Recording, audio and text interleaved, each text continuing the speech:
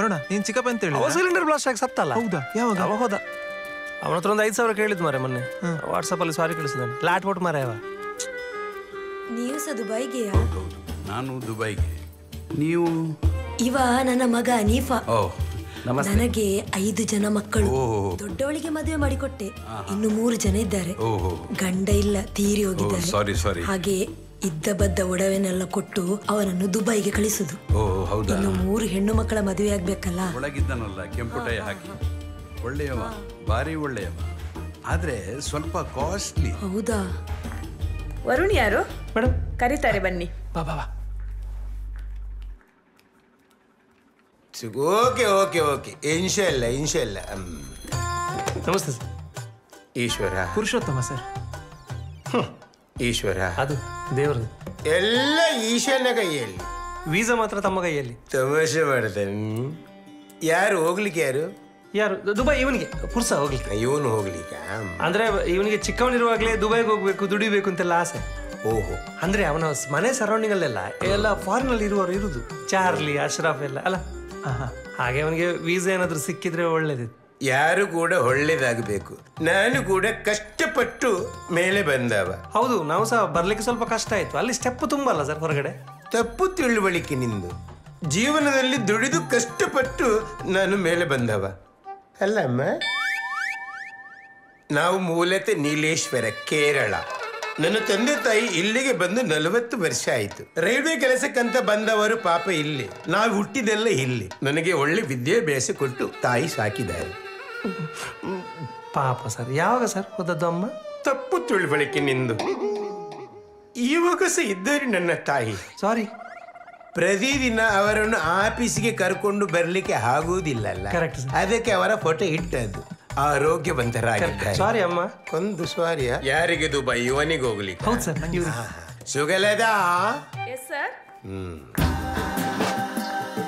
ಅದು ಅಲ್ಬರ್ಕಸ್ ಬರ್ಕಸ್ ಕಂಪನಿದು ಎಷ್ಟು ಫೀಸ್ ಉಂಟು?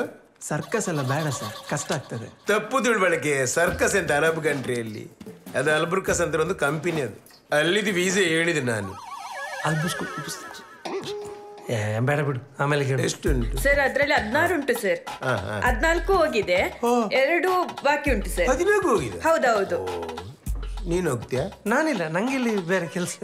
ಅವರು ಎಷ್ಟು ಕೇಳ್ತಾರೆ, ಇವರಿಗೆ ಅವರು ಎಷ್ಟು ಕೊಡ್ತಾರೆ ಅಂತ ನೋಡಿ. ಸರ್ ಅವರು 7 ಲಕ್ಷ ಕೇಳ್ತಾರೆ ಸರ್, 1 ಲಕ್ಷ ಕೊಡ್ತಾರೆ. ಅವರಿಗೆ 7 ಲಕ್ಷ ಕೊಡಬೇಕು ಅವರಿಗೆ, ಮತ್ತೆ 1 ಲಕ್ಷ ನಿಮಗೆ ಸಂಬಳ ತಿಂಗಳಿಗೆ ಬರ್ತದೆ.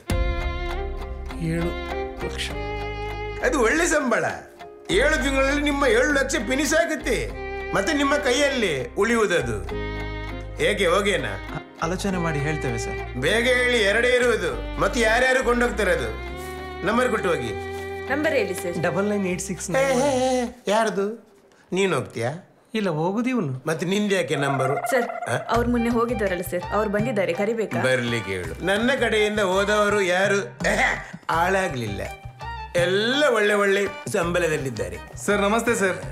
ಸರ್ ನಂದು ಪರಿಚಯ ಸಿಕ್ಕಿತ sir.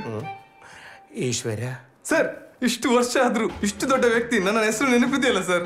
Thank you sir. Eshwara. ಏನು ಬಂದದ್ದು ಸರ್? ನಂಗೆ ಒಳ್ಳೆ ಕೆಲಸ ಸಿಕ್ಕಿದೆ ಸರ್, ಕೈ ತುಂಬ ಸಂಬಳ. ಊರಲ್ಲಿ ಇನ್ನೊಂದು ಮನೆ ಕಟ್ಟಿಸ್ತಾ ಇದ್ದೇನೆ ಸರ್, ಮದುವೆ ಕೂಡ ಆಗ್ತಿದ್ದೇನೆ ಸರ್. ಹೌದಾ? ಇನ್ನೊಂದ? ಇಲ್ಲ, ಒಂದೇ. ಒಂದೇ. ದುಬೈಯಿಂದ ಬರೋದಲ್ಲ ಸರ್, ನಿಮ್ಗೊಂದು ಚಿಕ್ಕ ಗಿಫ್ಟ್. ಗಿಫ್ಟ್ ನನಗೆ? ಹೌದು ಸರ್. ಸರ್ ನಿಮ್ದೊಂದು ಆಶೀರ್ವಾದ ಸರ್. ಈಶ್ವರ.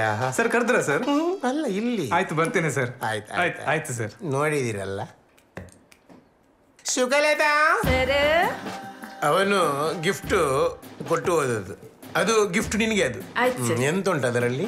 ಸರ್ ಬಾಟ್ಲ್ ಅಂತ ಕಾಣ್ತದೆ. ಬಾಟ್ಲ್ ಎಲ್ಲ ಕಾರಲ್ಲಿ ಇಡು. ಇಲ್ಲಮ್ಮ, ಸ್ವಲ್ಪ ಸ್ವಲ್ಪ ಅದು. ಈಗ ನಿಮಗೆ 7 ಲಕ್ಷ ಒಟ್ಟು ಮಾಡ್ಲಿಕ್ಕೆ ಸಾಧ್ಯ ಉಂಟಾ? ಹೋಗ್ಲಿಕ್ಕೆ ಆಸೆ ಉಂಟಾ? ಮನೆಯಲ್ಲಿ ಕೇಳಿ ಹೇಳ್ತೇನೆ ಸರ್.